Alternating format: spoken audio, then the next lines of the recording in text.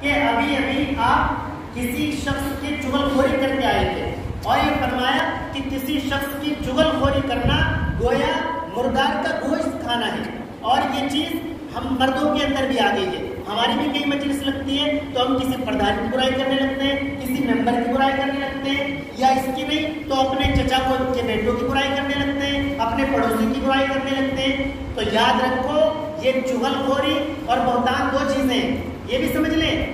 چغل خوری اور بہتان دو چیزیں ہیں۔ ایک تو آپ کسی کی برائی بیان کر رہے ہیں جو اس کے اندر موجود ہے، یہ چغل خوری ہے، اور اگر کوئی برائی اس شخص کے اندر موجود نہیں ہے اور آپ بیان کر رہے ہیں وہ بہتان ہے، اور بہتان اس سے بھی زیادہ بڑا گناہ ہے۔ چغل خوری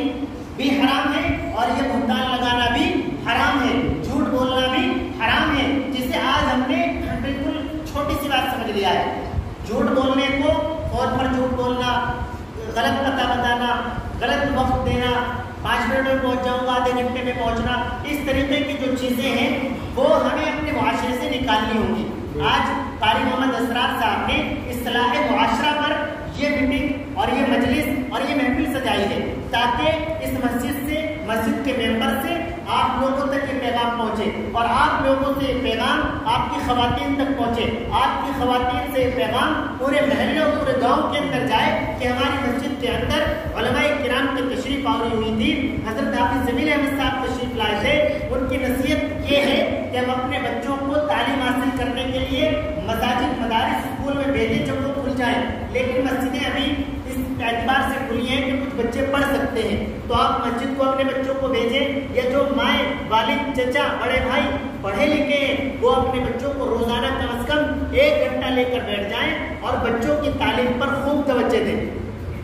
بچوں کی تعلیم پر آپ توجہ دیں گے تو انشاءاللہ تعالیٰ آپ کا یہ جو وقت ضائع ہو گیا تقریباً 6-7 مہینے پہلے، اور اس طریقے پر زیادہ ضائع نہیں ہوگا۔ جب آپ قرآن کریم کی تعلیم اس خطے اور علاقے کے اندر حاصل نہیں کر سکتے جہاں پر علماء کرام، حفاظ کرام، قرائے کرام، مدارس، مساجد، مکاتب گلی گلی کوچوں میں موجود ہے، جب کہیں سفر کرتے ہیں آپ کو مسجد کی مینار نظر آتے ہیں، جب آپ کہیں سفر کرتے ہیں آپ کو ٹوپی داڑھی والے اور عمامے والے بزرگان دین علماء کرام کی زیارت ہو جاتی ہے۔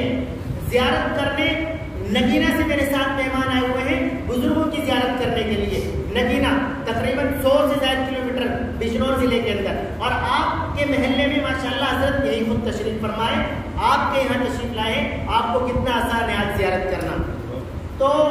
آپ کے بچوں کے اندر تعلیم ہوگی تو آپ کو اس میں کہہ رہا تھا کہ خطے اور علاقے کے اندر اس طریقے پر بزرگان دین علماء کرام موجود ہیں کہ آپ کو بہت دور جا کر سفر کر کے بزرگوں کی زیارت نہیں کرنا پڑتا۔ ایک مختصر واقعہ بتا کر اپنی بات ختم کروں گا۔ حضرت پیر ذوالفقار لکھتے ہیں کہ میں ایک سفر پر تھا دوسرے ملک میں، وہاں ایک عورت مجھے ملی، وہ عورت مجھے دیکھ کر، میرا حلیہ دیکھ کر، ٹوپی داڑھی دیکھ کر، عمامہ دیکھ کر کہنے لگی آر یو مسلم، کیا آپ مسلمان ہیں؟ مولانا فرماتے ہیں میں نے کہا یہ مسلم، جی ہاں میں مسلمان ہوں۔ عورت کہنے لگی ہیو یو قرآن، کیا آپ کے پاس قرآن کریم ہے؟ مولانا فرماتے ہیں میں تلاوت کے لیے اپنے پاس قرآن کریم رکھتا تھا تو میں نے کہا آئی ہیو قرآن، جی ہاں میرے پاس قرآن کریم ہے۔ تو عورت کہنے لگی کہہ رہا ہے سی، کیا میں آپ کا قرآن کریم دیکھ سکتی ہوں؟ مولانا فرماتے ہیں میں نے اپنا قرآن کریم اسے دے دیا، وہ میرا قرآن کریم لے کر اسے چومنے لگی، آنکھوں سے لگانے لگی، سینے سے لگانے لگی، سر پر رکھنے لگی، ساروں قطار ہونے لگی۔ جب کچھ دیر ہو گئی مولانا فرماتے ہیں میں نے کہا بھی آپ ہمارا یہ قرآن کریم واپس کریں گی؟ تو اس عورت نے جواب دیا کہ مولانا میں آپ کا قرآن کریم تو ضرور واپس کروں گی، لیکن میں آپ کو بتا دوں کہ میں الحمدللہ مسلمان ہوں اور میری عمر تقریباً 42 سال ہے، اور آج زندگی میں پہلی بار قرآن کریم کی زیارت کی ہے۔ تو ایسے ملک جہاں 40-42 سال کی عمر میں قرآن کریم کی زیارت نہیں ہوتی ہے، وہ لوگ قرآن کریم کی جستجو میں ہیں، تلاش میں ہیں۔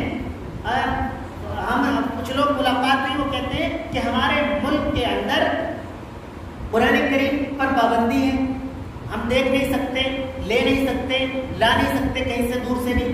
تو ہمارے بچے ہم انہیں ایسا کرتے ہیں، ہمارے قریب میں ایک ٹیلر ہے، وہ ٹیلرنگ کا کام کرتا ہے لیکن وہ حافظ قرآن ہے، ہم اپنے بچوں کو اس ٹیلر کے یہاں بھیجتے ہیں، لوگوں کو معلوم ہوتا ہے کہ ٹیلرنگ کا کام سیکھتا ہے، لیکن ہمارے بچے اس سے قرآن کریم حفظ کرتے ہیں، ضلع سہارنپور کے اندر جگہ جگہ مدارس مساجد مکاتب موجود ہیں اور ہماری کوششیں نہیں ہے کہ ہم اپنے بچوں کو حافظ قرآن قاری قرآن عالم ربانی بنا لیں، اور دوسرے ملک جہاں پر دیکھنا نصیب نہیں ہوتا ہے وہ کوششوں میں ہے۔ تو یاد رکھو، اگر ہم اس خطے کے اندر رہتے ہوئے، اس ضلع سہارنپور کے اندر رہتے ہوئے، مغربی اتر پردیش جہاں علماء کرام اور مدارس مساجد مکاتب خانقاہوں کی بھرمار ہے، اس علاقے میں رہتے ہوئے بھی اپنے بچوں کو قرآن کریم کی تعلیم سے آشنا نہ کر سکے تو ہم سے زیادہ بڑا بدنصیب کوئی نہیں ہو سکتا ہے۔ تو آپ دھیان رکھیے، قاری صاحب کوشش کر رہے ہیں، آپ کے لیے کر رہے ہیں، یہ ان کا کوئی ذاتی مفاد نہیں ہے، ان کا کوئی ذاتی مفاد نہیں، انہیں بھی اسی قوم کی فکر ہے، ملت کی فکر ہے، اسی چیز کی فکر ہے۔ کسی طریقے پر جب تک میں یہاں امام ہوں تب تک میرے جو پڑوس کے بچے ہیں، میری جو مسجد کے مصلیوں کے بچے ہیں، وہ کسی طریقے پر قرآن کریم پڑھنے والے بن جائیں۔ جب میں یہاں سے چلا جاؤں تو میرے وہ بچے جو مجھ سے قرآن کریم سیکھ لیں گے، جو مجھ سے الف با تا سا بھی سیکھ لیں گے، وہ یاد رکھیں گے، جب تک زندہ ہے تب تک یاد رکھیں گے، اور ہو سکتا ہے کہ ان کے والدین چلے جائیں، میں بھی چلا جاؤں، اور وہ اپنے استاد کو، اپنے والدین کو قرآن کریم پڑھ کر بخش دیا کریں۔ لیکن ایسا نہیں ہو سکتا ہے کہ قاری صاحب اکیلے محنت کریں اور آپ کا کام بچ جائے، تالی دونوں ہاتھ سے بچتی ہے، آپ کو بھی کوشش کرنی پڑے گی، اپنے بچوں کو بھیجنا پڑے گا۔ جو انگلش میڈیم اسکول ہے، جتنی محنت ماں اسکول کا اسٹاف کرتا ہے اس سے کہیں زیادہ ماں باپ کرتے ہیں، تب بچہ کچھ بنتا ہے۔ اگر ماں باپ یہ سمجھتے ہو کہ ہم نے دروازے سے باہر کر دیا ہاتھ پکڑ کے، اب قاری صاحب اسے قاری صاحب بنا دیں گے، مولانا اسے مولوی بنا دیں گے، تو یہ آپ کی غلط فہمی ہے، یاد رکھنا۔ آپ کو جاتے وقت بھی دیکھنا پڑے گا کہ اس کے بستے میں قاعدہ پارا ہے یا نہیں ہے، کاپی کتاب کچھ ہے یا نہیں ہے، آتے وقت بھی دیکھنا پڑے گا، اس کے بعد آپ کو لے کر بھی بیٹھنا پڑے گا کہ بیٹا پڑھیے۔ اللہ تبارک و تعالیٰ